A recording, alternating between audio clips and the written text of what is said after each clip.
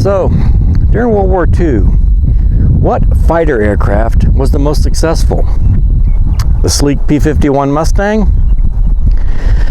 The gull-winged F-4U Corsair? The twin-engine P-38 Lightning?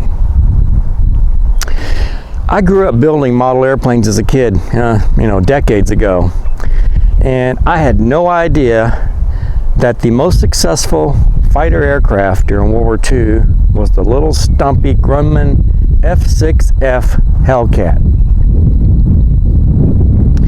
Now, Cory Graff, in his book, The F6F Hellcat at War, noted that the F6Fs and their pilots shot down 40% of the Japanese planes lost in air-to-air combat with U.S. aircraft. Official figures show that 5,156 enemy aircraft fell to the omnipresent Grumman Navy fighters, while only 270 Hellcats were lost to the Japanese flyers, earning the Hellcat the best kill-to-loss ratio of more than 19-1. There were about 93 Corsair aces at the end of World War II. Their kill-to-loss ratio was 11-1. Mustang squadrons made up roughly 274 aces, and the plane racked up a similar 11-1 ratio. Some 306 young aviators became aces at the controls of the F6F Hellcat, more than any U.S. fighter type. Why was the F6F Hellcat so successful? Well, first off, it was chosen to be the carrier-based fighter. Now, the main competition for the F6F to be the carrier-based fighter was the Corsair. But the Corsair suffered too many crashes during landings on carriers. They were just a little bit too squirrely. And the Hellcat was chosen as the carrier-based fighter. So the Hellcat is a good carrier. Interesting parallel. Another thing, 4 or 5 Hellcats, F6F, if we're talking the fighter aircraft here, 4 or 5 Hellcats could fit in the space of 2 conventional fighters with their fixed non-folding wings. In other words, they got the most aircraft per volume of space. Kind of like the most ammo per volume of space. The Springfield Armory Hellcat tops my rounds per size and weight spreadsheet on both raw and weighted rounds for stock pistols. Now, the Glock 43X and the 48, if you equip them with the Shield S15 magazines, jump to the top of that list. But for the stock ones, the Hellcat is at the top. It is also runs a 4th on my kinetic energy per size and weight. The 3-inch barrel being shorter than some, like some of the the ones with the 3.6 inch, 3.7 inch, or the 4-inch barrels that have a little more velocity, so they get a little more kinetic energy per round. So doesn't quite, if we had a longer slide on this longer barrel, it could certainly become the top of the list for that as well. So maybe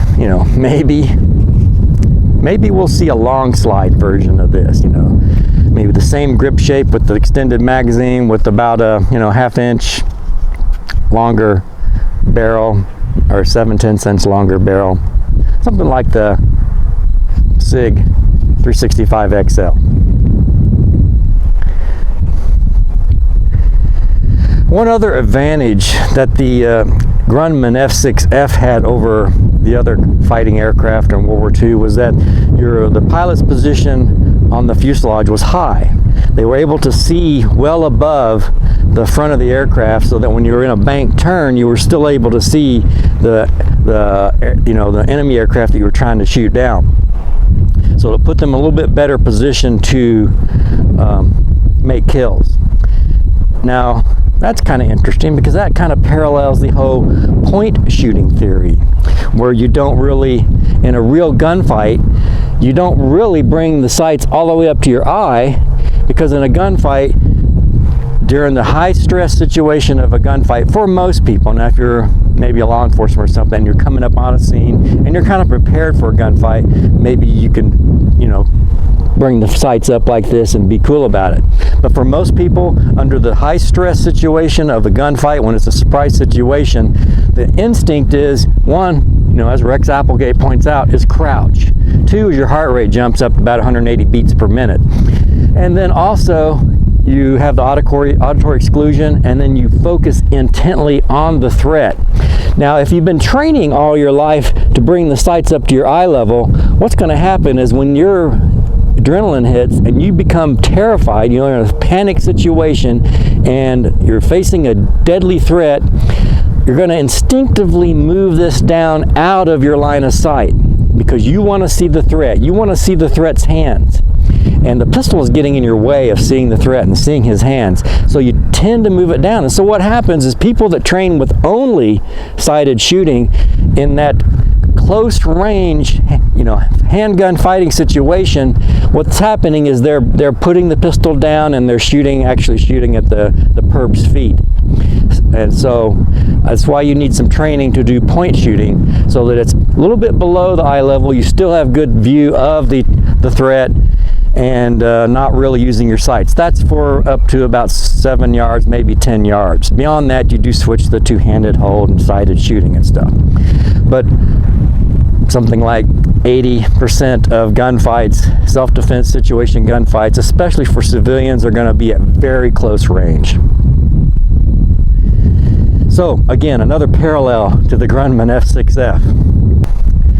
Now, the other thing is that the advantage the F6F had was it was built to survive a lot of abuse. It had full armor around the back of the pilot. There were self-sealing fuel tanks. Even the oil cooler was armored, and then had the big tough Whitten Pratney R2800 radial engine, which could even have one of the cylinders blown off, and oftentimes they could still make it back to the carrier with all the oil drained out of it. Just the air-cooled engine just being tough and reliable. And there was one aviator was so enamored with his fighter plane, his Hellcat, that he said, if the Hellcat could cook, I'd marry it. Well, I really like this Hellcat. Really like the Springfield Armory Hellcat pistol. But it'd have to do a little more than cook for me to marry it. But the little gun does fit the bill for an ideal carrier pistol. Now, Springfield Armory, a number of years back, engaged in some kind of anti-Second Amendment activism. And it really soured the image of the company in a lot of people's eyes, including myself. And for years I steered clear of the manufacturer, which, given the stagnant product line, was really not that big of a sacrifice and wasn't that hard to do.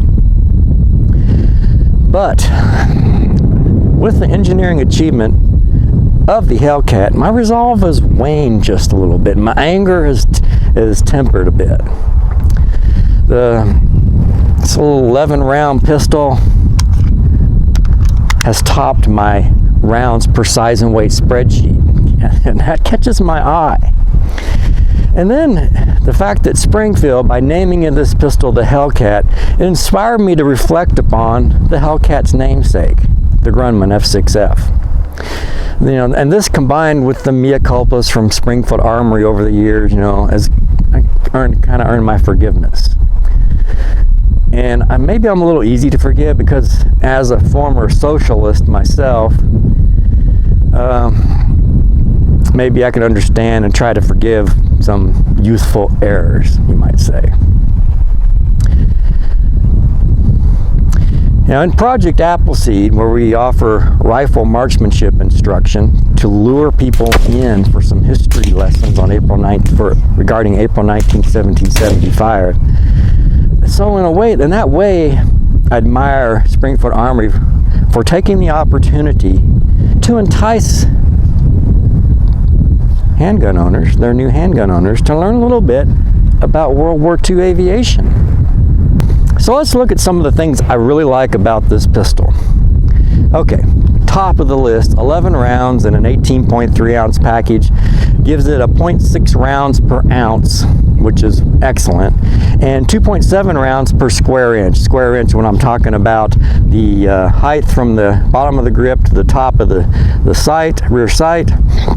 And then I take an average of the thickness, which in this case works out pretty much the same as the Springfield Armory's claim of 1 inch. Mine comes up with, I think it was 0.97 when I average right here at the muzzle, right at the takedown lever, right here, and then right at the curve of the beaver tail. And then averaging those 4 dimensions, I got 0.97 inches.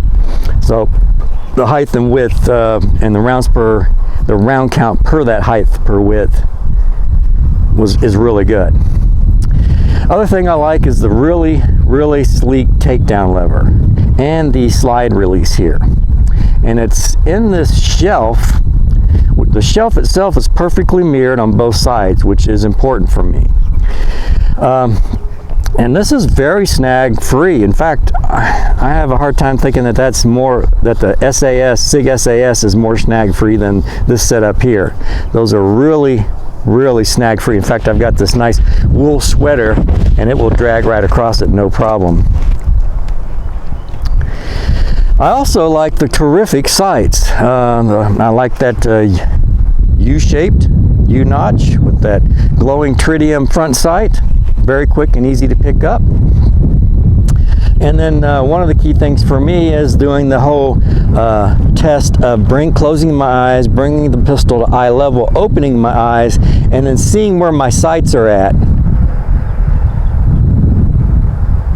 And this pistol, the front sight lines up perfectly with the top of the rear sight, just for natural point of aim. And so that makes for a great point shooting pistol as well, when it points right where your finger's pointing as well. So, and even though a lot of pistols I have to use the adjustable back straps, and like on the H&K VP9 I use the adjustable side straps panels to get the grip down to where I could level it out and get those sights to perfectly line up for natural point of aim. Unfortunately, this pistol does not have adjustment, but it's really compact and it's, at least for my hand, fits perfectly. Also, just to be clear, is the SIG P365 XL. It feels almost identical to me. It points the same for me as well. So the pistol also strikes me as being a really good quality construction. Now let's go to the things that maybe I don't like. Now, one thing is and some other reviewers have actually noted this. I would not have noted this dry firing it myself if I had not seen other reviewers mention it. But they talk about the fact that if you push a little bit on the side of the trigger, and then as you're pushing on the side, then try to disengage the trigger safety and pull it, it basically will lock up. You can get it to where you just can't squeeze the trigger. So potentially in a really high stress situation, if you're like, stress, doing the convulsive grip firing of this pistol, it potentially could bind up maybe. So that's something that probably needs to be worked on. Although in my dry firing, I have to really focus on making that happen to make that lock up like that. Now the other thing, the big thing I would really like to see on the Hellcat is a paddle magazine release. Instead of actually the button magazine release on this is really nice. I really like it. It'll be interesting to see how well it prevents from being accidentally, disengaged while it's in your pocket or in a holster or whatever. So we'll see. That's yet to be determined on how well it protects. But as far as using it, it's in a very good place for a paddle magazine or for a button magazine release. Now I would prefer, especially for a pocket pistol, to have a paddle magazine release where I can reach up here right under the trigger guard and release the magazine. And you can check out my other video on that the three advantages of the paddle magazine release. But the big one for pocket carry pistols, concealed carry pistols, is the fact that with the trigger guard being covered by a holster, it is almost impossible to have an accidental disengagement of your magazine. So a paddle magazine release on this would really separate this from the rest of the field of micro 9mm subcompact 9s, because there's really no one that offers a really micro compact 9 that has the paddle magazine release yet. So I'd really like to see that. The other thing I would like to see is we've got the slide release here for right-handed shooters. I would love to see the equivalent here, right in this nice little rail here, this little platform. It's a small platform. You could perhaps fit one in there, and it'd be as snug as this one, and it would be out of the way. Now, looking at the internals of the pistol, I doubt that that's possible. Maybe they could work out a way to do that, I don't know. But my thinking is it would be an engineering nightmare to accomplish it. But if that could be done, and you could have the full ambi slide releases on this, that would be freaking awesome. But again, it's not huge. If it had the paddle magazine release, that'd be perfectly ambi for the mag release, and then use slingshot for running the pistol, for elite reloads. Now, as I've noted in other videos, I really kind of downplay anymore the need for reloads on a concealed carry pistol.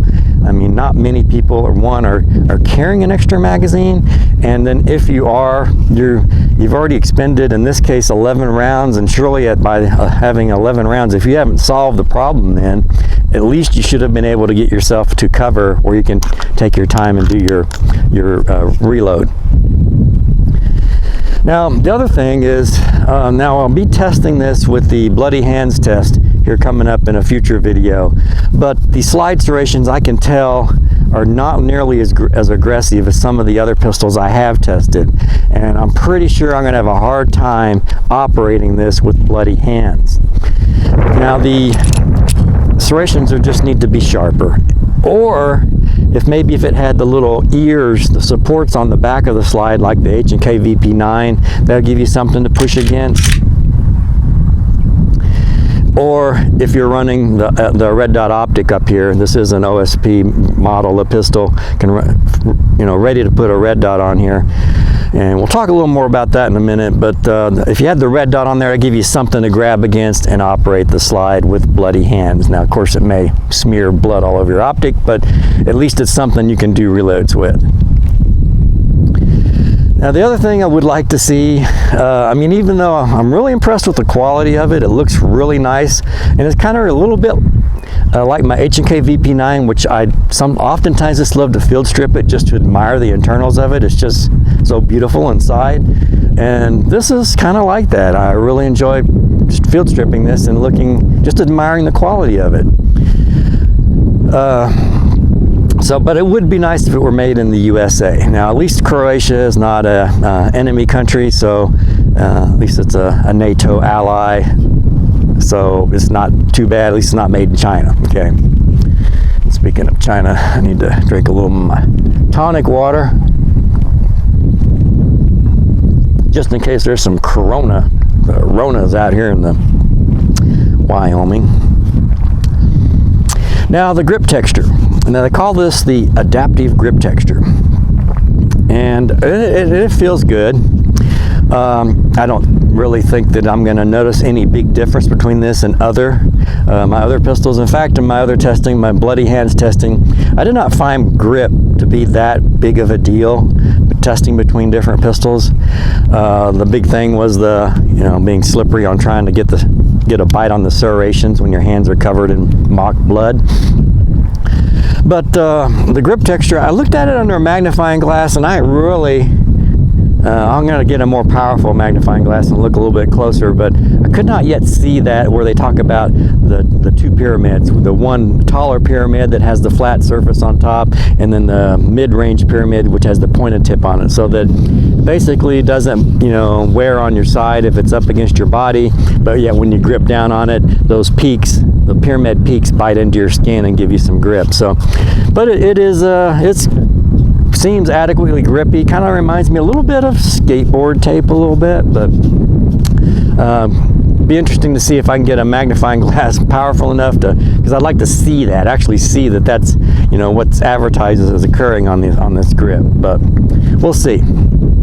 Now as for the red dot optic, I'm not yet sold on that. I did go ahead and order this with the OSP model so that I could get, you know, I'm gonna probably try a red dot, but in my view at this point, and I could be wrong, but my view, a red dot is basically it's a crutch for the front sight focus, you know, crowd. And coming from the Rex Applegate point shooting, you know, side of things, I think a laser makes more sense. And you know, the whole bringing again, the, you know, front sight focus. It's this a red dot. I think is good for the front sight focus people, because whereas before you're bringing the iron sights up, switching your focus from the threat to the front sight, and that's just hard to do in a true self-defense situation. But switching your focus to that front sight, now with a red dot, basically the focal plane of your sighting system is out there on the target. So it gives you the advantage, at least if you're bringing the pistol up to eye level, it's putting the focal plane on the target, so you're at least staying focused like you automatically want to do. You're staying focused on the threat, so that's good. But we'll see. I'll try a red dot and see if I like it. I suspect I'm going to favor a laser if I want to put anything on here at all. I just like things to be simpler, smaller, more snag-free, more compact, especially because I will probably, for this pistol, will be a pocket carry. I haven't yet, we'll be getting a Barai holster for it, and then it will be potentially a pocket carry pistol. You know, and then talking about this whole, you know, two-handed hold, sighted shooting system, and I think that's good to train for that, for those, you know, 10 or 15% of the times that a civilian might need that. Now, law enforcement, they're coming to a situation where they're having to, you know, move into danger, whereas civilians, it's shoot their way out of it. And so they, you know, have the opportunity to come in, you know, getting their stress levels down and come into a situation and use the two-handed hold and, you know, front sight focus and all that. But for most civilians, if you're at the point where you're able to bring and do a sighted shot, you're far enough away, you can have time to do that, and then use the front sight focus. Gotta kind of wonder if you really need to, if you're at that point enough of a threat that you need to make the shot. Maybe, maybe not, but because most of the time it's going to be, you know, from the hip type of thing. So anyway, after years of enduring the insane Glock model naming system, you know, where a Glock 30 is a 45 caliber and a Glock 45 is a 9mm, it's refreshing to see Springfield pair the attributes of their little stumpy carrier pistol with an American genius of manufacturer, Grumman, ancestor, the F6F Hellcat. It's Mark Laughlin with the Ambidextrous Gunfighter, AmbGun. We're seriously eager to see the next version, the Ambi version, the paddle magazine version of this. With the paddle magazine release, maybe we can call it the Bearcat. Thanks for watching. Please like, share, and subscribe.